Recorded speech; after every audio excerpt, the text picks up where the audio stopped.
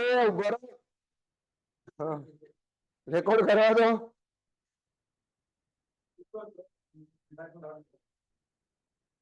The ratio of maximum hourly consumption and average daily consumption. Maximum hourly consumption and average hourly consumption. ભાઈ 2.7 આવવું જોઈએ. Answer શું લખ્યો છે? હા તો ખોટો છે. 2.7 આવે એમાં. સુધાર દો. Maximum hourly consumption and average. એક મિનિટ ઉભા રહો. આખું વાંચો પાછળ. Average hourly consumption of maximum day લખ્યું છે.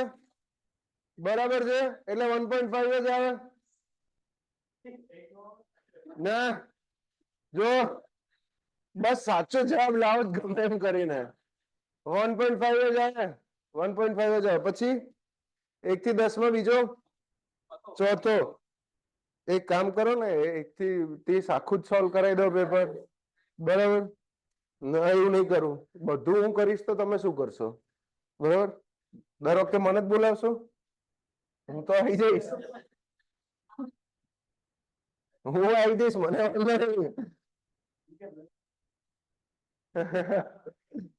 Fourth, the population of city in 2000 in 50,000.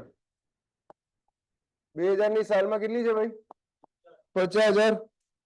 The average increase in population over last 8 decades is 7,500. છેલ્લા 8 ડેકેડ ની અંદર એવરેજ ઇન્ક્રીઝ કેટલું છે ભાઈ? x bar is equal to 7500. Average incremental increase during 8 decades is 750. y bar ની value કેટલી છે 8 decade ની અંદર? 750. The population of the city based on incremental method in the year ક્યારે? 2020 ની અંદર 20 કેટલું થાય? કઈ જ નહીં ભાઈ. n is equal to કેટલું લેવું પડશે આમાં? 2 લેવું પડશે ડેકેડ ની વેલ્યુ. અને ઇન્ક્રીમેન્ટલ ઇન્ક્રીઝ મેથડ યાદ હોય તો ઇક્વેશન જ મૂકો. P is equal to P naught plus x bar into n plus n into n plus 1 divided by 2 into શું આવે? y bar આવે. મૂકો ભાઈ ઇક્વેશન બધા. 50,000 ગુણ્યા 7,500 ગુણ્યા કેટલા છે? 2 ગુણ્યા 7,500 વત્તા 2 ગુણ્યા 3 ભાગ્યા 2 એટલે કેટલા આવે? 3 ગુણ્યા 7,500. 750 જ છે ને છેલ્લે? 7500 ગુણ્યા 2 એટલે કેટલા થાય? 75,000. સોરી 15,000. 15,000 ને 50,000 65. 15 ને 50 65 થાય લે. 65,000 વત્તા 3 ગુણ્યા 750 કેટલા થાય? 7 તારી 21 2250.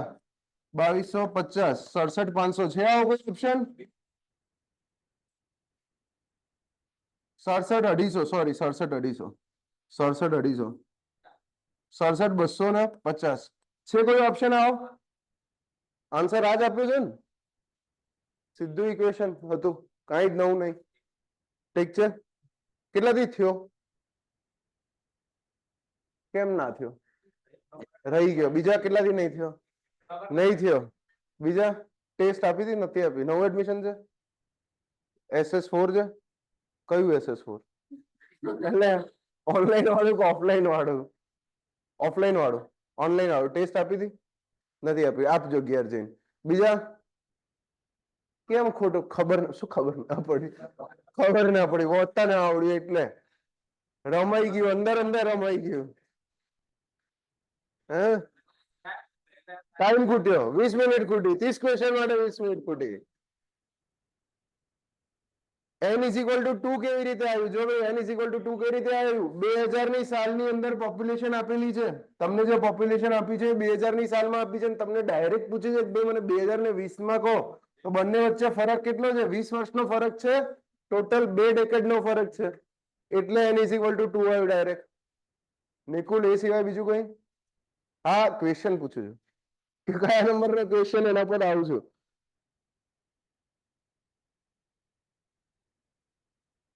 ઓકે પછી 5 નંબરનો question. Portable water, drinking water આપણે ડિસ્કસ કરેલું હતું ઓલરેડી. કે મેં ના પાડી હતી. મેં કીધું તું ક્વેશ્ચન ખોટો છે, પણ આ જગ્યાએ કોઈ ઓપ્શન નહીં આપણી પાસે ટીક કરવા માટે. સમજો મોસ્ટ નિયર નેચરલ વોટર કહેવાય એને, એવું એ કીધું તું મેં. બરાબર છે. પણ જેની અંદર નેચરલ વોટરમાં એવું નહીં કે ગમે એવું નેચરલ વોટર ઉઠાઈને લઈ લો. મેં પોર્ટેબલ વોટરમાં શું કીધું? પોર્ટેબલ વોટર એટલે એ ટાઈપનું વોટર કે જેના ફિઝિકલ અને કેમિકલ વોટર ક્વોલિટી પેરામીટર આપણે જોઈએ છે ને અત્યારે વોટર ક્વોલિટી પેરામીટર્સ હાલ ચાલુ છે. હાલ કયા વોટર ક્વોલિટી પેરામીટર્સ ચાલુ છે? ફિઝિકલ વોટર ક્વોલિટી પેરામીટર ચાલુ છે. આના પછી આવશે કેમિકલ વોટર ક્વોલિટી પેરામીટર. તો ફિઝિકલ અને કેમિકલ આ બંને water quality parameter drinking water quality parameter જેટલા જ હોય, પણ બાયોલોજીકલ વોટર ક્વોલિટી પેરામીટર આપણે ચેક જ ના કર્યા હોય, એ રીતે પોર્ટેબલ વોટર કહેવાય. એના માટે તમે હંમેશા જોજો કન્સ્ટ્રક્શન સાઇટ પર કે આરસીસીમાં જ્યારે પણ વોટર મિક્સિંગની વાત કરી હશે ત્યારે એની અંદર પોર્ટેબલ વોટર લખેલું હશે. બરાબર છે? આવે છે કોન્ક્રીટ ટેકનોલોજીની અંદર, કોન્ક્રીટ બનાવતી વખતે આઈએસ કોડની અંદર આવે છે, પોર્ટેબલ વોટર આવે છે. પોર્ટેબલ વોટર લખેલું હશે મતલબ વોટર છે તો ભાઈ ડ્રિંકિંગ વોટર જેવું જ, પણ બાયોલોજીકલ વોટર ક્વોલિટી મેચ જ નહીં કરી. મેં નેચરલ, હું ત્યારે કીધું નેચરલ વોટર, નેચરલ સ્પ્રિંગ વોટરની વાત થઈ હતી, ચોખ્ખું પાણી, એરિયો નેચરલ વોટર. અહીંયા આગળ તમે ઓપ્શનમાં નેચરલ વોટર નીકાળો બેસો ગમે નેચરલ વોટર નીકળશે. નાળાનું પાણી એ નેચરલ વોટર કહેવાય. બરાબર છે? ડેમમાં ભેગું થયેલું પાણી, ચોમાસા પછી ડેમમાં ભેગું થતું પાણી નેચરલ વોટર કહેવાય. પણ શું એ ફિઝિકલ વોટર ક્વોલિટી પેરામીટર જ સફિશિયન્ટ નહીં કરે? કેમ? કેમ કે એની અંદર ટર્બિડિટી જેટલી હશે, સસ્પેન્ડેડ સોલિડ જેટલી હશે વરસાદ પછી જે પાણી ડેમમાં આવે છે એમાં. રાઈટ? એટલે કહું છું ડ્રિંકિંગ, હું કહું ડ્રિંકિંગ વોટર ઓપ્શન નહીં, કોઈ ક્વેશ્ચન પૂછ્યો છે એ ટાઈપનો વિચિત્ર, એટલે કઈ વાંધો નહીં. ખોટો પડી ગયો, થઈ ગયા, આ ભૂલ થઈ ગઈ એટલે ખબર પડી. બરાબર છે? એટલે એવું ના રાખતો સાહેબ પર ભરોસો ના કરે, ભૂલ થઈ ગઈ એટલે બરાબર ખોટા કરાવડાવે છે. તો અમે એ જોઈએ બાકીના 24 આચા કરાયા છે. તારા 25 પછી 2 નંબરમાં કીધું all of the about information જ છે, યાદ રાખવાની છે. આવશે આગળ. તું લેટ આવ્યો, બસ ડિસ્કસ થઈ ગયો था. પછી 11 નંબરનો 8 number of the total content of water in global available quantity for use is less than. સમજો પૃથ્વી પર જેટલું પણ પાણી અવેલેબલ છે એમાંથી 0.03% જેટલું પાણી જ ભાઈ કેવું છે? ભાઈ ફ્રેશ વોટર છે. ફ્રેશ વોટર છે અને ડ્રિંકિંગ સ્ટેટમાં છે, મતલબ લિક્વિડ સ્ટેટની અંદર છે. તો ઇન્ફોર્મેશન જ છે, યાદ જ રાખવી પડશે. હાઇડ્રોલોજીનો ક્વેશ્ચન છે આ. હે એમાં 0.3% હતા ને?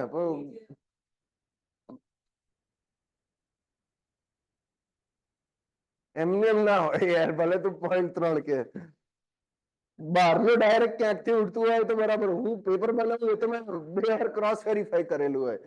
પછી 8 સિવાય 11, ક્વેશ્ચન નંબર 11 એની યુનિફોર્મ સેમી યાર સારો ક્વેશ્ચન છે.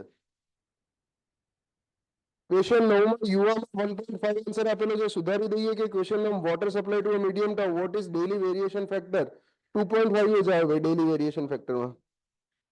2.5 અલગ થાય એટલે મીડિયમ ટાઉન 1.8 ના આવે, મીડિયમ ટાઉન 2.5 જ આવે. આપણે બુકની અંદર એક જ લખેલો છે, એક જ લખેલો જ બુકની અંદર આપણે. અને આ પેલો ક્વેશ્ચન છે જે કીધું હતું કે ભાઈ ટાઉન પ્રમાણેના હજી ફેક્ટરો ચેક કરવાના છે. બરાબર છે? તો 2.5 કરીને મૂકી દીધો છે મેં. એટલે ગોખવા હાટું તમારે. સર 7માં ખબર ના પડી. ધ વોટર રિક્વાયરમેન્ટ પર capital demand in litres per day પર પર્સન ઓફ પોપ્યુલેશન બે. વૃષભભાઈ શું ખબર ના પડી? ગઈકાલે ગઈકાલે યાદ હોય તો લેક્ચર નંબર રેકોર્ડિડ લેક્ચર છે ને તારી પાસે વૃષભ, લેક્ચર નંબર 7 ખોલજે. એમાં એમસીક્યુ સોલ્વ કરાય, એમાં સૌથી પહેલા આ જ સોલ્વ કરાય બકા. બરાબર છે? એટલે એકવાર રેકોર્ડેડ લેક્ચર ખોલજે, લેક્ચર અટેન્ડ કરો તો આ બધું થાય નહીં એમ. જો પછી ક્વેશ્ચન નંબર 8 નહીં 9 થઈ ગયો ડિસ્કસ. 10માં નથી 11 એન યુનિફોર્મ સેમી ઇન્ફાઇનાઇટ એક્વિફર. સમજો યુનિફોર્મ સેમી ઇન્ફાઇનાઇટ કે છે the dependable discharge of a long circular open well increase most easily by કઈ રીતે ભાઈ સર્ક્યુલર વેલ નો ડિસ્ચાર્જ ઇન્ક્રીઝ કરાવી શકાય સેમી ઇન્ફાઇનાઇટ એક્વિફર ની અંદર? શું કોર્સસ કે ઉભો તો રે પણ કરાવવા તો દે, કરાવવા દે થોડોક મને કન્સેપ્ટ સમજાવવા તો દે. પછી તું કે તારો આન્સર કે તે ટીક માર્યો હોય. બરાબર? અત્યારે ઉત્સાહમાં પોતે જે ટીક માર્યો હોય ને એ આન્સર નીકળે સાહેબ આ જ આવે કે ના, એવું નહીં. જો યાદ કરો ભાઈ શું કે છે પહેલા તો સેમી ઇન્ફાઇનાઇટ એક્વિફર કે છે. આનો અર્થ શું થાય? What is the meaning of semi infinite aquifer? એક લોકેશન પર ફાઇનાઇટ છે બીજી લોકેશન પર ઇનફાઇનાઇટ છે. એનો અર્થ એ છે કે વોટર ટેબલ મારી પાસે ખબર છે મને કઈ જગ્યાએ છે. માની લો કે આ લાઈન ડ્રો કરીને અહીંયા આગળ વોટર ટેબલ મેં ડ્રો કર્યું. મને ખબર છે કે વોટર ટેબલ અહીંયા આગળ છે. બીજી કલર સિલેક્ટ થાય છે ને? હા, મને આઈડિયા છે કે વોટર ટેબલ આ જગ્યાએ છે. ઠીક છે, હવે નીચે ક્યાં પૂરું થાય છે ખબર જ નથી. એનો અર્થ શું થયો? કયા ટાઈપનું એક્વિફર થયું પહેલા જોઈને કહો. કન્ફાઇન્ડ થયું કે અનકન્ફાઇન્ડ એક્વિફર થયું? આવ્યું કયા ટાઈપનું એક્વિફર આવ્યું? અનકન્ફાઇન્ડ એક્વિફર. અગર આની અંદર હું વેલ બનાવું છું, અનકન્ફાઇન્ડ એક્વિફરમાં હું વેલ બનાવું છું કંઈક આ રીતે, રાઈટ? હવે એવું કહે છે કે આનો ડિસ્ચાર્જ સૌથી ઇઝીલી કઈ રીતે ઇન્ક્રીઝ કરાવી શકું? ડિસ્ચાર્જ સૌથી ઇઝીલી ક્યુ ની વેલ્યુ સૌથી ઇઝીલી કઈ રીતે વધારી શકું? શું છે ક્યુ નું ઇક્વેશન? બોલો તો. એ ઇન્ટુ એરિયા ઇન્ટુ વેલોસિટી કરીએ એટલે વધી જાય એવું હોય. એરિયા વધારે દઉં વેલ નો તો ડિસ્ચાર્જ વધી જાય એવું હોય. તમને આ શીખવાડ્યું મેં કે અનકન્ફાઇન્ડ એક્વિફર નું ઇક્વેશન આ છે. આ શીખવાડ્યું મેં તમને ડીપીટ નું equation. Q is equal two એવી કરી દો એટલે બધા પ્રોબ્લેમ સોલ્વ થઈ જાય. આ શીખવાડ્યું મેં આટલી મજૂરી કરીને. ડાયરેક્ટ ઇક્વેશન બોલો ભાઈ. ક્યુ ઇઝ ઇક્વલ ટુ સીએ. શેના માટે હોય? શેના માટે હોય? સાંભળો, ક્યુ ઇઝ ઇક્વલ ટુ સીએ શેના માટે હોય? અનકન્ફાઇન્ડ માટે. પણ કયા માટે? ઓપન. આ ઓપન વેલ લખેલું કીધું છે કોઈ જગ્યાએ ઓપન વેલ છે? ક્યાંય કીધું છે કે ઓપન વેલ છે? તો ટ્યુબવેલ નું ઇક્વેશન બોલો ડીપીટ નું. ક્યુ નું યાદ જ નહીં. યાદ જ ગોખ્યું જ નહીં. ક્યુ ઇઝ ઇક્વલ ટુ શું થાય ભાઈ? પાઈ કે એચ સ્ક્વેર માઇનસ શું આવે? H naught square divided by 2.303 log r upon. Discharge ચોખ્ખું દેખાય છે. શેના ઉપર ડિપેન્ડ કરે છે? જેટલી મારી એચ ની વેલ્યુ વધારે એમાંથી ચેન્જ શું કરી શકવાનો? શું કોઈ જગ્યાએ ડિસ્ચાર્જ એરિયા ઉપર ડિપેન્ડ કરે? તમને દેખાય છે વેલના એરિયા ઉપર ક્યાં ડિસ્ચાર્જ લખેલો હોય? અગર ઓપન વેલ હોય ત્યારે ક્યુ ઇઝ ઇક્વલ ટુ સીએસ મારો તો બરાબર છે. ઓપન વેલ લખેલું ક્યાં છે? ઓપન વેલ ના હોય લખેલું. increase in the diameter making it to the one with square cup deepening the well providing course. હા હા, તો પછી ભાઈ increasing the diameter આવે તો આટલી બધી મજૂરી ના કરાય. ઓ મેં વાંચ્યું નહીં એટલે મને એમ કે ટ્યુબવેલ ની વાત કરે છે એટલે મેં આન્સર સિલેક્ટ માર્યો કે વેલ. જો અગર ક્વેશ્ચન ટ્યુબવેલ માં પૂછાય તો વેલ ની લેન્થ વધારવી પડે. અગર વેલ ની લેન્થ વધારશો તો તમને એચ ની વેલ્યુ વધારે મળશે, રાઈટ? આ એચ ની વેલ્યુ હેડ ની વેલ્યુ વધારે મળશે તો ડિસ્ચાર્જ ઇન્ક્રીઝ થશે. કયા કેસ માટે? ટ્યુબવેલ માટે. પણ અગર ક્વેશ્ચનમાં ઓપન વેલ આપ્યું છે, જેમ હાલ ક્વેશ્ચનમાં ઓપન વેલ આપ્યું છે, ક્યુ ઇઝ ઇક્વલ ટુ સીએસ થાય અને એમાં ક્લિયરલી દેખાય છે કે discharge depend upon area directly proportional two area. મતલબ ડાયામીટર હું વેલનો વધારીશ, ઓપન વેલનો ડાયામીટર વધારીશ તો મને ડિસ્ચાર્જ કેવો મળશે? વધારે મળશે. તો આન્સર શું આવશે? એ ઇન્ક્રીઝિંગ ધ ડાયામીટર. સુધારી દેજો ભાઈ આન્સર કીમાં સુધારી દેજો. આન્સર કીમાં સુધારી દેજો ભાઈ. પણ ઓપન વેલ ની અંદર ફિલ્ટર જ નહીં લગાવતા. ટ્યુબવેલ ની અંદર તમે કોર્સર સ્ક્રીન ફિલ્ટર નાખશો. તને ક્યાં ખબર છે કે અહીંયા આગળ એક્વિફરની સોઇલ કઈ ટાઈપની છે? તું કોર્સર સ્ક્રીન ફિલ્ટર નાખવા જઈશ કે ડિસ્ચાર્જ વધશે, પણ ભૂલથી માની લે કે ભાઈ આ સોઇલના પાર્ટિકલ એન્ટર થઈ ગયો તો જ્યારે સ્ક્રીન ફિલ્ટર ડિઝાઇન થાય છે ત્યારે સ્ક્રીન ફિલ્ટર ડિઝાઇન જ એ રીતે થાય છે કે પાર્ટિકલ મેક્સિમમ સાઇઝનો પાર્ટિકલ પણ એન્ટર ના, મિનિમમ સાઇઝનો પાર્ટિકલ પણ એન્ટર ના કરાવી શકે. એટલે આપણે કોર્સર સ્ક્રીન ફિલ્ટર ના આવી શકે. ડિસ્ચાર્જ ભલે વધ્યો પણ સામે વેલની પણ પથારી ફરી ને, આજુબાજુથી મટીરિયલ નીકળવા લાગશે એટલે. નેક્સ્ટ કયો ક્વેશ્ચન છે ભાઈ? 12મો. The population of city in the year 2000 was. 12મા નંબરનો ક્વેશ્ચન જો ભાઈ. Question number 12. સેમી ઇન્ફાઇનાઇટ એક્વિફર ને સેમી કન્ફાઇન્ડ ના કહેવાય, અનકન્ફાઇન્ડ કહેવાય? સેમી ઇન્ફાઇનાઇટ એક્વિફર ને સેમી કન્ફાઇન્ડ ના કહેવાય ભાઈ. સેમી કન્ફાઇન્ડ તો અલગ થઈ ગયું. બે બાજુ હોય પણ એક બાજુ એક્વિટાર્ડ હોય. યાદ છે ને? સેમી શિપ થાય એ હોય છે semi કન્ફાઇન્ડ એક્વિફર. Question number 12. The population of a city in the year 2000 was. 2000 ની સાલમાં કેટલી છે? 82,300. If the average percent increase of population per decade is 35%, 35% છે per year, the population of a city in year 2020 per decade છે ભાઈ, per decade. કોણે કીધું પર યર? પર ડિકેડ હોય એટલે 35%. દર વર્ષે 35% ના વધે. આપણે બેક્ટેરિયા નહીં, માણસો છીએ. 9 મહિને તોય લઈએ છીએ પ્રોસેસ માટે. દર વર્ષે 35% વધારો છે. 2020 ની અંદર નીકાળો ભાઈ કેટલી પોપ્યુલેશન થાય. શું કરશો? સિમ્પલ ઇક્વેશન મૂકશો. P is equal to P naught into 1 plus R to the power n. કેટલા ડેકેડ છે અહીંયા આગળ? 2000 થી 2020 કેટલા decade? n is equal to શું આવે? 2 આવશે. મૂકો P naught ની વેલ્યુ 82,300. 1 plus 0.5 मतलब 1.35 ની કેટલી ઘાત થશે? 2 ઘાત થશે. અગર તમારામાં તાકાત હોય કે આનું સાદુરૂપ આપીને સોલ્વ કરી શકો તો અડવાનો આ ક્વેશ્ચન. બરાબર છે? જો હવે ઓપ્શન જો, ઓપ્શન શું કે છે? 1 લાખ, 1,25,000, 1,50,000 ને 1,75,000. આવા 4 ઓપ્શન છે. ઠીક છે? આમાંથી પહેલા એ વિચારો કે 1.35 નો સ્ક્વેર કરશો ત્યારે કેટલું આવશે? પહેલા એ કહો કે 1 નો સ્ક્વેર કરો તો 1 નો 1 જ આવે. 1.5 નો સ્ક્વેર કરો તો 1.5 નો 3 થાય. કોણ બોલે છે આ? 1.5 નો કયો એન્જિનિયર બોલે 1.5 નો સ્ક્વેર 3 થાય? ક્યાંથી નીકળ્યા જવાબ? ગુરુજીના ચરણ જોઈ બધા. 1.5 નો સ્ક્વેર 3 થાય. 1.25 નો સ્ક્વેર કેટલો થાય? 1.5 નો 2.25 2.25 થાય. ગુડ. તો જો આ જે રેન્જ છે આ 1.35 છે. 1.5 નો સ્ક્વેર 2 પોઈન્ટ કેટલો હોય? 25 હોય. રાઈટ? આ 1.35 નો સ્ક્વેર કરવાનું કહે છે. ઓલમોસ્ટ નિયર છે. 2 થાય. 1.8 આસપાસ ઓલમોસ્ટ 2 થાય.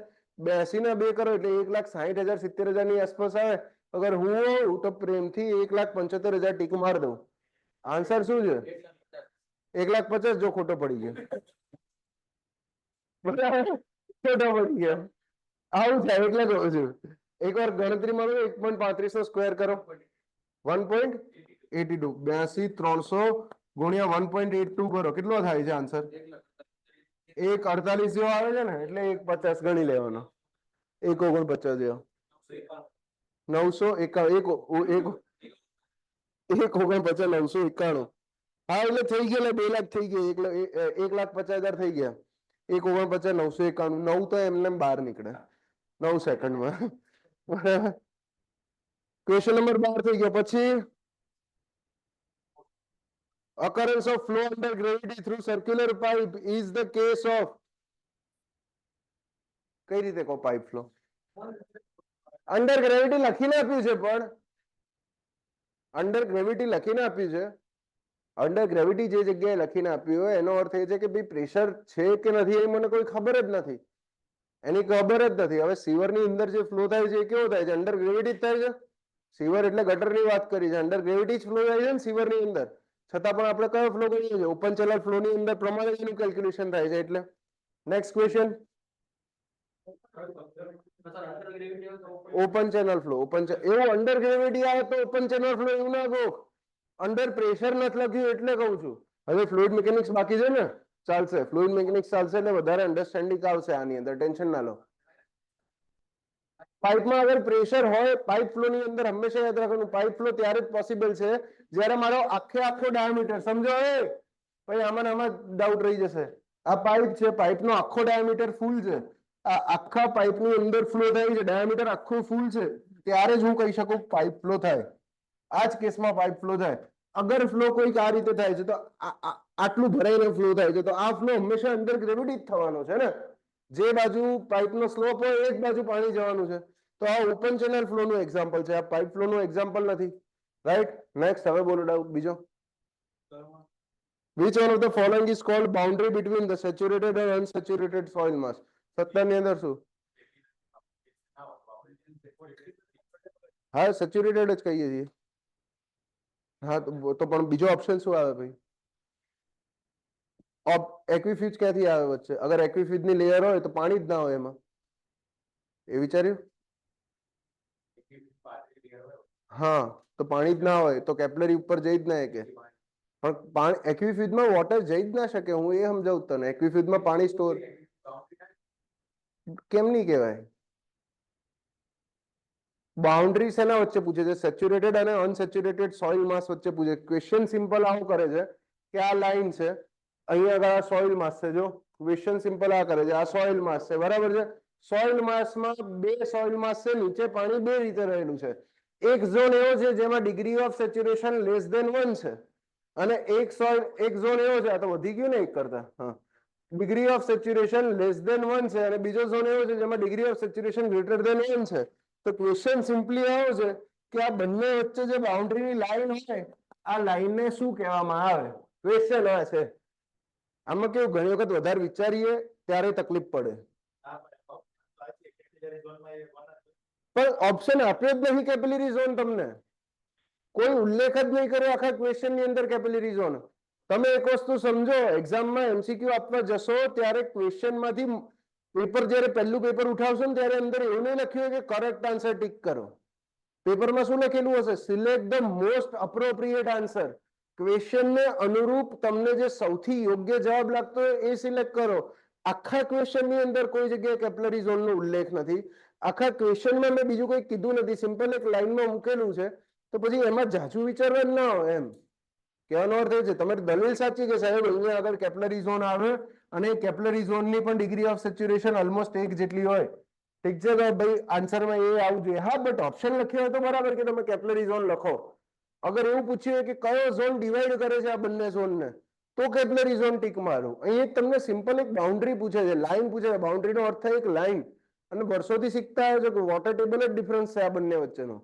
વોટર ટેબલની નીચે સેચ્યુરેટેડ અને વોટર ટેબલની ઉપર નોન સેચ્યુરેટેડ, અનસેચ્યુરેટેડ કે partially saturated. Next, the surface joining the static water level in several wells penetrating the confined aquifer. આમાં તકલીફ શું પડી મને ખબર છે કે આ પોટેન્શિયોમેટ્રિક સરફેસ એ ખબર જ નહીં તમને. બરાબર છે. હકીકતની અંદર પીઝોમેટ્રિક સરફેસ જે છે ને, પીઝોમેટ્રિક સરફેસ કોને કહેવાય ભાઈ? પીઝોમેટ્રિક હેડ ફ્લુઇડમાં આવશે. પીઝોમેટ્રિક હેડ કોને કહેવાય? પ્રેશર હેડ ને પીઝોમેટ્રિક હેડ કહેવાય.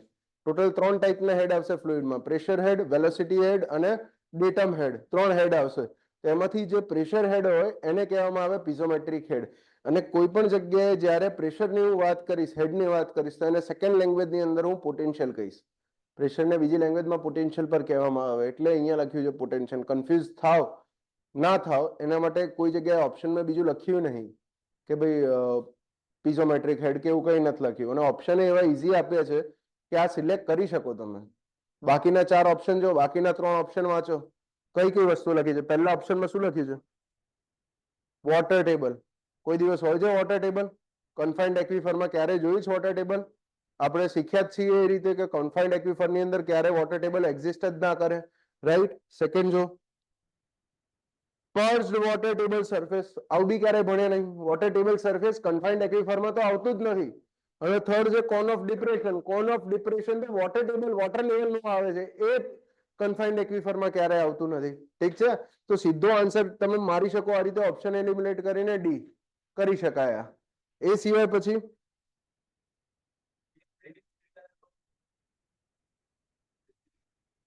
વોટર બેરિંગ સ્ટ્રેટા તો કા ક્વેશ્ચન બોલ. The water bearing strata is called. આમાં શું એવું લાગે કે ઝોન ઓફ સેચ્યુરેશન આવે એને વોટર બેરિંગ સ્ટ્રેટા કહેવાય એમ. તો એ ભાઈ 7 નંબરનો લેક્ચર જો, બરાબર છે. વધારે વિચાર લે છે. આટલું ભણી લીધું, આખો સબ્જેક્ટ પતવા, આખું સબ્જેક્ટની ચેપ્ટર આખું પતવા આવ્યું ત્યારે ભાઈનો ડાઉટ એ જ નીકળ્યો છે કે water bearing strata zone of saturation ના આવે તો હું આ બધું ઝોન ઓફ સેચ્યુરેશન જ કહું. એવું જ ના બોલું કે વેલ બનાવ્યો છે ઝોન ઓફ સેચ્યુરેશન ની અંદર. બરાબર છે. કન્ફાઇન્ડ એક્વિફર, એક્વિફર નીકાળ દઉં, કન્ફાઇન્ડ ઝોન ઓફ સેચ્યુરેશન લખી દઉં, અનકન્ફાઇન્ડ ઝોન ઓફ સેચ્યુરેશન લખી દઉં. સિમ્પલ વોટર બેરિંગ સ્ટ્રેટાનો અર્થ એ પૂછે છે કે કયું જીઓલોજીકલ ફોર્મેશન વોટરને બેર કરી શકે છે. કયા જીઓલોજીકલ ફોર્મેશનની અંદર પાણી હોઈ શકે છે. આ ક્વેશ્ચન છે. સિમ્પલ એક્વિફર આવે આન્સર આમાં. પછી કયો છે બોલો? 23. Which one of the following hydrological process has storage as well as transportation aspects? જો હાઇડ્રોલોજીકલ પ્રોસેસ ટોટલ જો એની અંદરથી અલગ અલગ ટાઈપની હાઇડ્રોલોજીકલ પ્રોસેસીસ લખી છે, રાઈટ. પહેલી લખી છે પ્રેસિપિટેશન, બીજી ઇવોપરેશન, ત્રીજી રન ઓફ અને ચોથી લખી છે ગ્રાઉન્ડ વોટર. આ ચાર પ્રોસેસમાંથી ક્વેશ્ચન એવો છે કે કઈ પ્રોસેસમાં પાણી સ્ટોર પણ થશે અને પાણી ટ્રાન્સપોર્ટ પણ થશે. સ્ટોર પણ થશે ને ટ્રાન્સપોર્ટ પણ થશે. ચાર લખી છે. શું વરસાદ પડે તો વરસાદમાં પાણી સ્ટોર થાય જ કોઈ જગ્યાએ? ના, સ્ટોરેજ નહીં આવે. ઇવોપરેશન, ઇવોપરેશનમાં વોટર સ્ટોર થશે? ના, ટ્રાન્સપોર્ટ થાય છે. ત્રીજું કયું હતું? રન ઓફ, રન ઓફમાં પાણી સ્ટોર થાય છે? ના, નહીં થતું. અગર રન ઓફ નું પાણી સ્ટોર થાય તમે એને પોન્ડ કહી દો છો, ડેફિનેશન જ બદલી કાઢો છો, નામ જ બદલી નાખો છો. છેલ્લું કયું બચ્યું? Ground water. ગ્રાઉન્ડ વોટરમાં વોટર મૂવ પણ થાય છે અને વોટર સ્ટોર પણ થાય છે. એટલે નેક્સ્ટ, એના પછી કોઈ ના રહી. હું બોલું મેઘલ એ જ બોલે બકા. 23 માં સી ના આવે, રન ઓફ ના આવે. રન ઓફ ની અંદર અગર વોટર સ્ટોર થતું હોય તો હું એને વોટર સ્ટોરેજ ડેમ કહી દઉં, રિઝર્વાયર કહી દઉં, પોન્ડ કહી દઉં, કોઈ પણ નામ આપી દઉં છું એ વસ્તુને હું. ઠીક છે.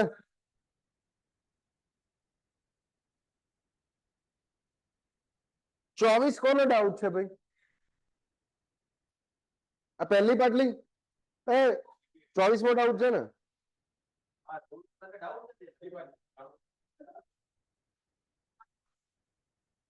શું જણાવું તો તારે ડિટેલમાં જણાવું તને કે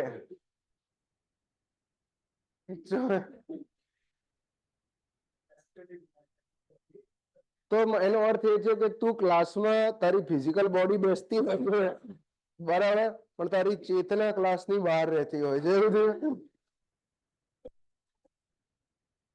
ચેતના કેમ 24 કેમ ડાઉટ નીકળે છે? ટ્રાન્સમિસિવિટી કરાયેલો ક્વેશ્ચન છે. આજે એમસીક્યુ સોલ્વ કરાયો તો લેક્ચર ક્યારે? પરમ દિવસે સાંજે હતો ને? Friday evening. Yes, Friday evening હતો લેક્ચર. ત્યારે નતો? અરે સર કેમ ના હે તમે? આવું ના કરે યાર. ક્લાસમાં આવે ને તો તમને ખબર પડે યાર. આવું નહીં કરવાનું યાર.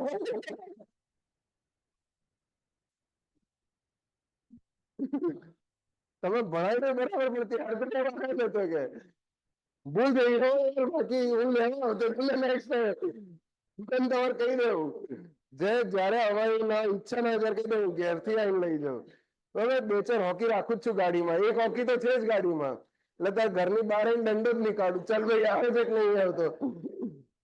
બીજો બોલો. 25 અસલ ફરીથી નતો આવ્યો. 25 ફરીથી તું લેક્ચર જો, લેક્ચર નંબર 7 જો. જો ફરીથી કહું છું, રિપીટ કરું છું કે તમે ક્લાસમાં રજા પાડો છો, કોઈ પ્રશ્ન નથી ભાઈ, ના આવી શકાય. કોઈ પર્સનલ રીઝન છે બરાબર, બાબુને મળવા જવાનું છે તો ના આવી શકાય, ટાઈમ નીકાળવા એની જોડે. પણ બીજા લેક્ચરની અંદર જ્યારે આવો ત્યારે જે ક્લાસમાં ના આવ્યા એ એટલીસ્ટ રેકોર્ડિંગ જોઈને આવો. એટલીસ્ટ રેકોર્ડિંગ 1.5ની સ્પીડે નહીં તો 2ની સ્પીડે જોઈને આવો. બરાબર, 2.5 નહીં આવતી યુટ્યુબ પર. 2.5 એપ્લિકેશનમાં આવે છે. એપ્લિકેશન થી યાદ આવ્યું, એપ્લિકેશન થી યાદ આવ્યું કે જેટલા પણ મિત્રો જોડાયેલા છે નવા, જેટલા પણ નવા સ્ટુડન્ટ છે, બધા શુભ એકેડમીની એપ્લિકેશન ડાઉનલોડ કરી દેજો.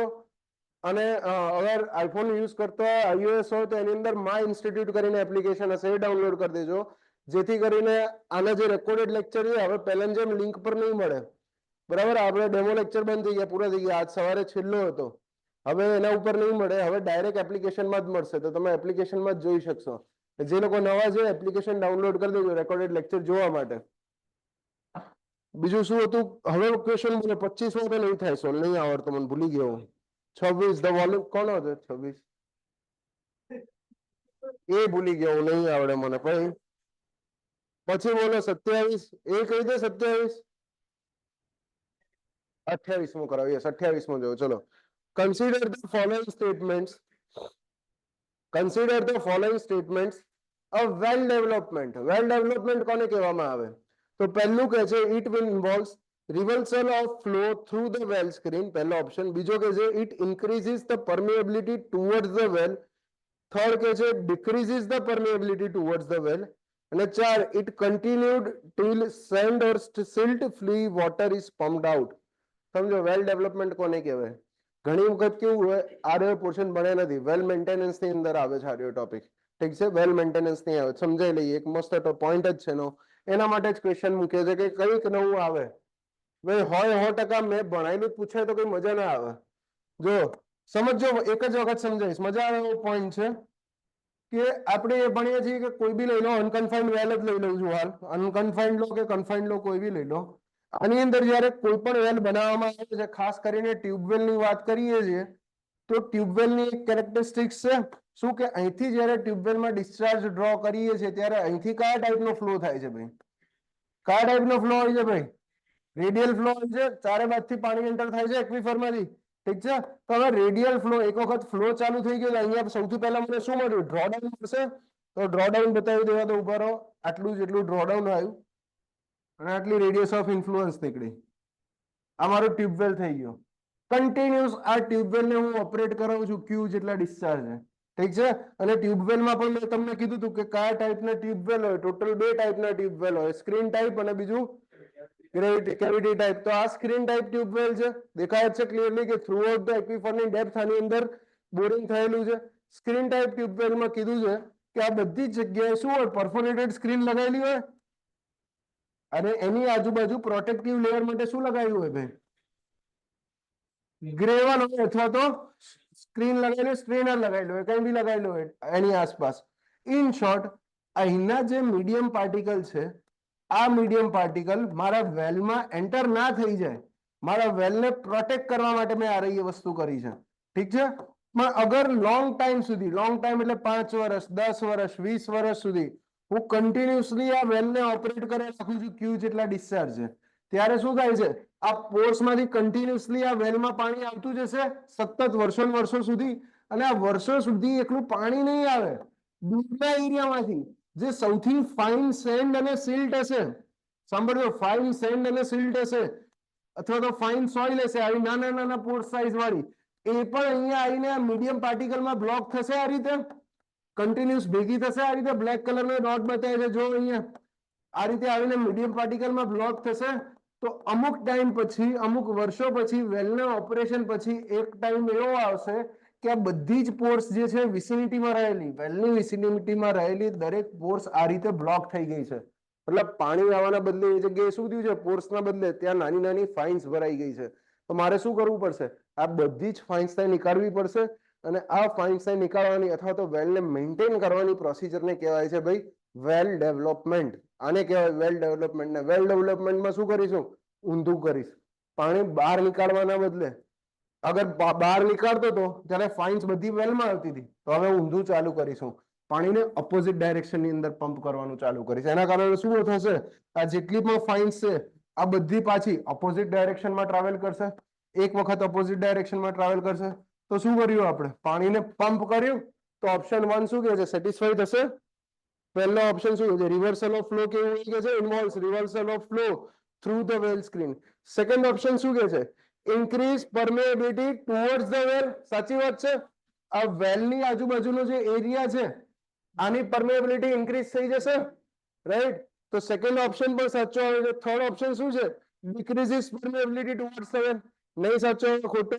અને ચોથો ઓપ્શન શું કહે છે? It continue till sand and silt free water is pumped out.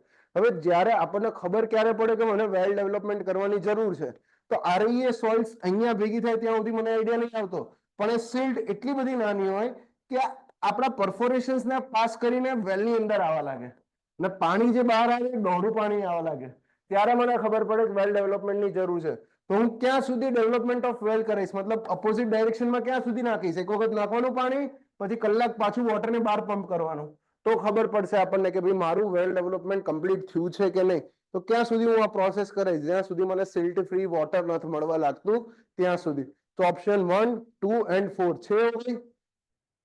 B answer શું લખ્યો છે? એ જ લખ્યો છે ને, 1 2 4. ઓકે, 1 2 4 આવે. તો વેલ ડેવલપમેન્ટ બધાને ખબર પડી ભાઈ? Okay, good. Next. Which one of the following correctly defines aquiclude? Aquiclude માં ડાઉટ છે? કયો ઓપ્શન આવે? A saturated deformation of earth material which not only stores water but also yields in sufficient એ કઈ રીતે આવે? Sufficiently not only stores water, એકલું store, એક્વિફરમાં એ આવે. Yes, એક્વિફરમાં એ સાચો આવે. બી આવે. બી આવે ને? ડી ના આવે, ડી એક્વિટાઇડ માં આવે, સી શેમાં આવે, સી એક્વિફ્યુઝ માં આવે, અને ડી શેમાં આવે, water is essentially impermeable. Yes, impermeable aquiclude D આવે. પાણી સ્ટોર થશે પણ પાણી ટ્રાન્સફર નહીં થાય. સ્ટોર થશે એટલે કે છે ઇમ્પર્મેબલ. હા, કેટલા એમાં કેટલી લખી હતી કે 10 ની -6 ઘાત લખી હતી? 2 લીટા મારે હતા ને. અરે લીટા ના કર, લીટા કમ્પેરિઝન માટે છે. અરે લીટી જેવું નહીં કરવાનું.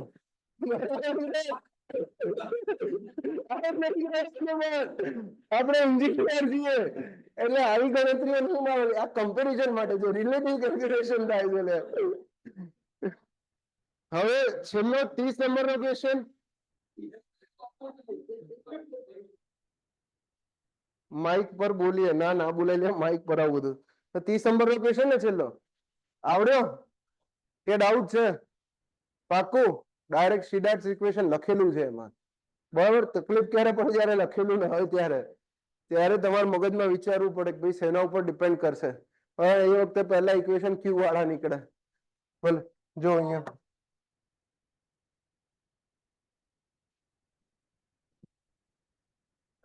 ટેમ્પરેચર નહીં આવે, હજી બાકી છે લે. ટેસ્ટ એન્ડ ઓર્ડર બાકી છે ને, સ્વાદ અને ગંધ.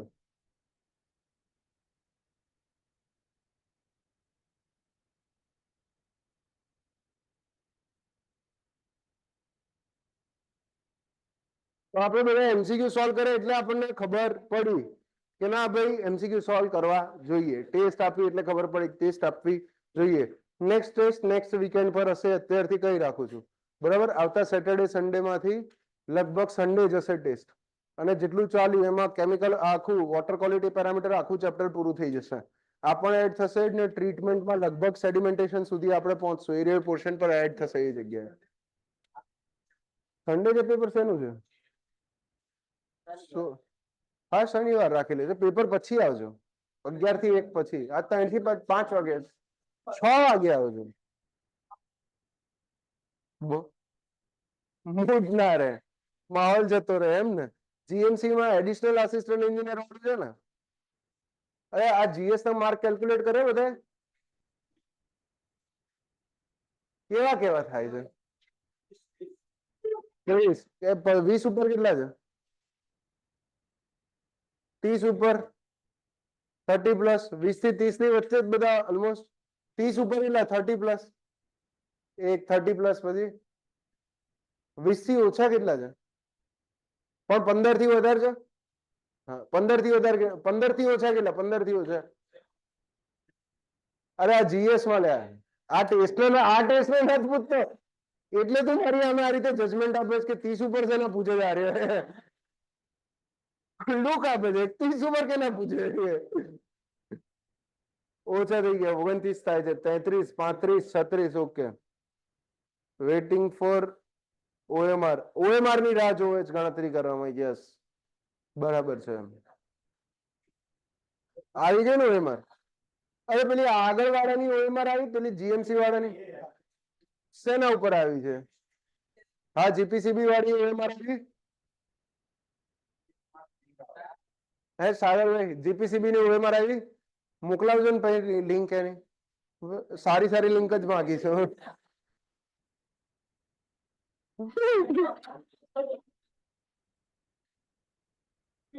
હું લક્ષ્મી હશે તો 100 આપે.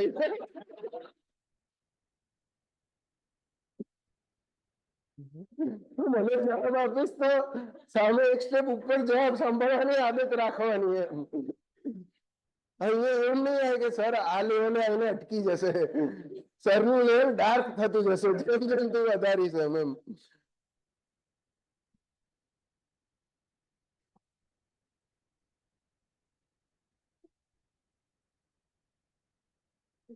બોલો ને કેટલા માર્ક થયા જીએસ માં? ભાઈ 30 થી વધારે કોઈ? જીએસ નું પેપર આ લે 16 માર્ચે ગયું એર્યું. 30. 15 થી 25 ની વચ્ચે કેટલા છે? 15 થી 25 માં. 15 થી 25 માં. બાકી બધા 25 થી ઉપર જેવું છે. 25, 27, 27 એવા છે. 27 થી કીધા કહેતા જ નહીં. 30 છે, 30 છે, બધાને 30 છે, બધાને એવરેજ 30 જ છે. ગાઈસ પૂછ્યું જ નહીં સર, ખોટું. ઓનલાઈનમાં બચારા સાચા માર્ક્સ બોલે છે.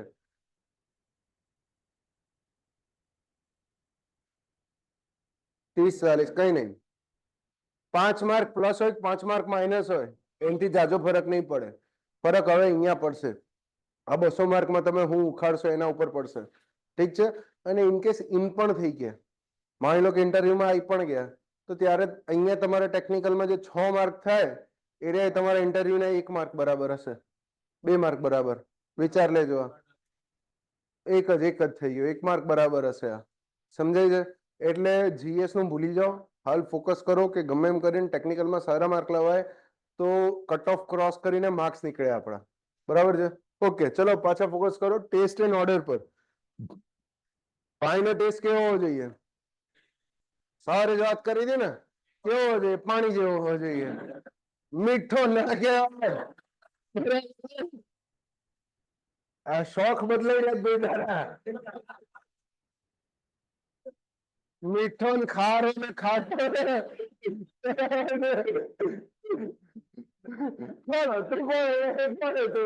મીઠા વાળું ક્યાંથી નીકળ્યું? પેલા ખૂણામાંથી જ ક્યાંકથી આવ્યો હતો. પોતે હાથ ઉપર કરી લીધા. Okay, taste and odour. તો પાણીનો ટેસ્ટ હોય ભાઈ, ટેસ્ટલેસ હોય. ઓર્ડર કેવી હોવી જોઈએ પાણીમાંથી? કોઈ સ્મેલ આવી જોઈએ? ના, ઓર્ડરલેસ હોવું જોઈએ. વોટર આઈડિયલી ઓર્ડરલેસ હોવું જોઈએ. વોટર આઈડિયલી ટેસ્ટલેસ હોવું જોઈએ. ઠીક છે. હવે સોર્સ શું છે? પાણીમાંથી ટેસ્ટ અને ઓર્ડર કઈ જગ્યાએથી ઇન્ટ્રોડ્યુસ થાય? સીધી વાત, પાણીની અંદર અગર કોઈ પણ ડિઝોલ્વ સોલિડ ડિઝોલ્વ થયું છે તો એનો ટેસ્ટ આવવાનો છે ને આવવાનો જ છે. For example NaCl. પાણીમાં અગર સામાન્ય પણ મીઠું ઓગાળ્યું છે તો પાણી ખારું લાગશે જ. પાણીની અંદર અગર ગ્લુકોઝ નાખેલું છે, ગ્લુકોઝ ભરેલું છે, ફ્રુક્ટોઝ ભરેલું છે, નેચરલ સોર્સમાંથી કે આર્ટિફિશિયલ સોર્સમાંથી ગમે ત્યાંથી, તો પાણી ગળ્યું લાગે. આ બેઝિક વસ્તુ છે. આ કીધું ડિઝોલ્વ સોલિડ્સની. તો જો કે છે પણ ડિઝોલ્વ સોલિડ્સ કયા ટાઈપનું હોઈ શકે? ઓર્ગેનિક પણ હોઈ શકે અને ઇનઓર્ગેનિક પણ હોઈ શકે.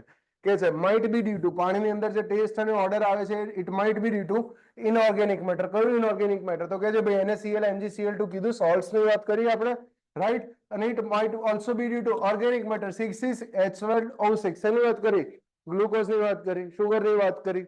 એના કારણે પણ પાણીની અંદર ટેસ્ટ આવે છે. એ સિવાય taste and odour also imparted by dissolved gases. ઘણી બધી વખત ઘણા બધા ગેસીસ પાણીમાં ડિઝોલ્વ થતા હોય છે. ઘણા બધા ગેસીસ ડિઝોલ્વ થાય અને એના કારણે પાણીની સ્મેલ આવતી હોય છે. તો અને એમાંથી સૌથી બેકાર ને સૌથી ખરાબ ગેસ હોય તો કયો છે? H2S. H2S એવો વિચિત્ર ગેસ છે કે જેનાથી એની સ્મેલ પણ એટલી વિચિત્ર હોય. હવે 1% પણ હોય છે. આપણે બાયોગેસ પ્લાન્ટ ને બધા બનાવીશું આગળ, છેલ્લે વેસ્ટ વોટર ટ્રીટમેન્ટની અંદર આવશે કે જ્યારે આપણે સ્લજને ડિકમ્પોઝ કરશું, એરોબિકલી કરશું અને એનએરોબિકલી સ્લજને ડિકમ્પોઝ કરવા જઈશું, ત્યારે આ ગેસ ખાલી 1% જ હોય છે, H2S.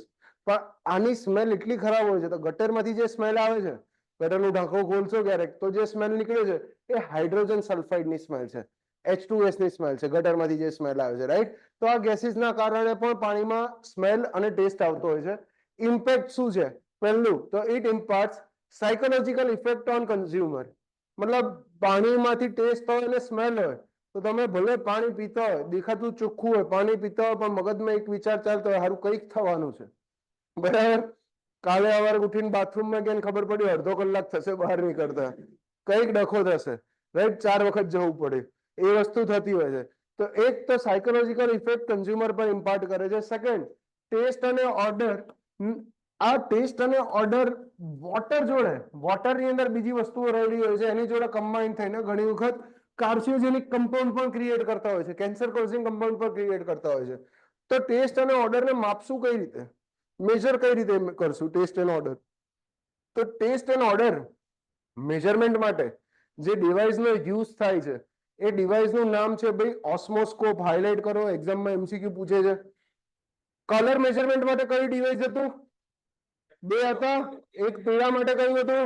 ટિન્ટોમીટર. અને કલરફુલ માટે સ્પેક્ટ્રોફોટોમીટર, રાઈટ. એ જ રીતે ટેસ્ટ એન્ડ ઓર્ડર મેજર કરવા માટે જે ડિવાઇસનો યુઝ કરવામાં આવે છે એનું નામ છે ભાઈ ઓસ્મોસ્કોપ. તો ઓસ્મોસ્કોપ શું છે સમજીએ. કઈ નહીં, એક ડબલું છે, બરાબર. એક પાણીની બાટલી જ છે, પણ એ પાણીની બાટલીની સાઈઝ ફિક્સ છે. એ પાણીની બાટલીની સાઈઝ ફિક્સ છે. કેટલી હશે ભાઈ? 200 ml કે 300 ml લખેલું હશે, 200 ml એની સાઇઝ ફિક્સ હોય છે, આ ઉપર લખેલું છે. જો હવે મેજરમેન્ટ કઈ રીતે કરવામાં આવે છે, મેજરમેન્ટ કરવામાં આવે છે ડાયલ્યુશન થી. ટેસ્ટ અને ઓર્ડરનું મેજરમેન્ટ કરી છે ડાયલ્યુશન થી. એક હશે તમારી પાસે સ્ટાન્ડર્ડ સેમ્પલ. સ્ટાન્ડર્ડ સેમ્પલ એટલે અથવા તો પ્યોર વોટર. પ્યોર વોટર માંથી કોઈ ટેસ્ટ અથવા ઓર્ડર આવતો હશે? કઈ જ નહીં આવતું હોય. પ્યોર વોટર એકદમ પ્યોર, કોઈ ટેસ્ટલેસ અને ઓર્ડરલેસ એ ટાઈપની વસ્તુ હશે. તો જો અહીંયા taste and order in water is measured by dilution of sample up to an extent that order becomes hardly perceptible in diluted sample of 200 ml. Highlight કરો, આ 200 ml ને હાઇલાઇટ કરો, પછી આનો ઇમ્પોર્ટન્સ સમજાવો. 200 ml ને હાઇલાઇટ કરો. તો ડાયલ્યુશન કોને કહેવાય? What is ડાયલ્યુશન? સાંદ્રતા. સાંદ્રતા. પણ ડાયલ્યુશન સાંદ્રતાને તો કોન્સન્ટ્રેશન કહેવાય. કોન્સન્ટ્રેશન એટલે સાંદ્રતા થઈ. ડાયલ્યુશન કોને કહેવાય? ઓગાળવું. ઓગાળવું. ઓગાળવા માટે શું કરશો તમે? કોઈ પણ વસ્તુ વધારે એડ કરશો, પાણી એડ કરશો. તો જ્યારે આર્ટિફિશિયલી હું કોઈ વસ્તુ એડ કરાવડાવું છું, artificial increase in quantity of water sample, એને કહેવામાં આવે ભાઈ ડાયલ્યુશન. Artificial increase in quantity of water sample is called ડાયલ્યુશન. તો સૌથી પહેલા હું શું કરીશ? માની લો કે અહીંયા આગળ આ ટેસ્ટ સેમ્પલ લઉં છું, રાઈટ? આ ટેસ્ટ સેમ્પલ લઉં છું 2 ml જેટલું. એની અંદર હું 8 ml જેટલું પ્યોર વોટર એડ કરીશ. પછી મને જે ડાયલ્યુટેડ સેમ્પલ મળશે, ડાયલ્યુટેડ સેમ્પલનું વોલ્યુમ કેટલું થયું ભાઈ? 10 ml જેટલું થયું, રાઈટ? તો આને શું કહેવામાં આવે કે કેટલા ટાઈમ ડાયલ્યુટ થયું? આ 2 ml હતું, એનાથી કેટલી ગણું સેમ્પલ બન્યું? મેં 10 ml સેમ્પલ બન્યું તો કેટલા ગણું સેમ્પલ મળ્યું? 10 ભાગ્યા 5 કરો તો કેટલું આવે? 5. તો આ સેમ્પલને કહેવાય ઇટ ઇઝ 5 ટાઈમ્સ ડાયલ્યુટેડ સેમ્પલ. અથવા તો સિમ્પલ કહું કે આ જે 10 ml જેટલું ડાયલ્યુટેડ સેમ્પલ બન્યું, એમાં ટેસ્ટ સેમ્પલ કેટલા ml છે? 2 ml જ છે. તો 2 ભાગ્યા 10 કરો તો કેટલા ટકા આવે? 20%. તો આને કહેવાય 20% ડાયલ્યુટેડ સેમ્પલ કહેવામાં આવે. ઠીક છે? તો આમાં પાણીને 200 ml ના ટોટલ સેમ્પલમાં ડાયલ્યુટેડ ત્યાં સુધી કરતા જવાનું જ્યાં સુધી ટેસ્ટ એન્ડ ઓર્ડર આવતો બંધ થઈ જાય. અને જેટલા નંબર ઓફ ટાઈમ્સ તમે કરો છો એ છે મારો થ્રેશોલ્ડ ઓર્ડર નંબર. સમજીએ આગળ. સમજીએ આગળ. અહીંયા આગળ જો ઓસ્મોસ્કોપ લખ્યું છે, ઓસ્મોસ્કોપ ડિવાઇસ લખ્યું છે. તો ઓસ્મોસ્કોપ એક બાટલી છે જેનું ટોટલ સાઇઝ 200 ml છે. ઠીક છે? ફોર એક્ઝામ્પલ, સૌથી પહેલા હું 40 ml જેટલું ટેસ્ટ સેમ્પલ લઉં છું. આ 40 ml ટેસ્ટ સેમ્પલ ઓસ્મોસ્કોપની અંદર જ લઉં છું. 200 ml ની જ બાટલી છે. આ 200 ml ની બાટલીમાં 40 ml જેટલું ટેસ્ટ સેમ્પલ લીધું કે જેની અંદરથી ટેસ્ટ અને ઓર્ડર આવે છે.